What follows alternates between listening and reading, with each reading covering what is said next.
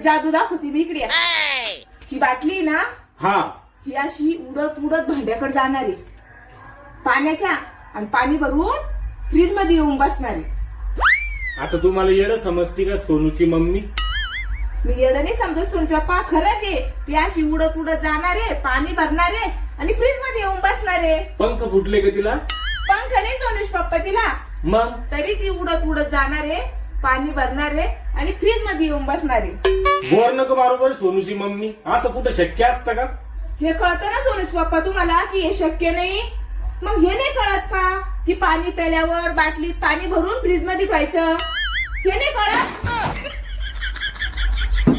पाणी पिते फ्रीज मध्ये रिकामी बॉटल पिते, थंड पाणी नसलं की माझ्याच नावावर बॉम्ब मारते.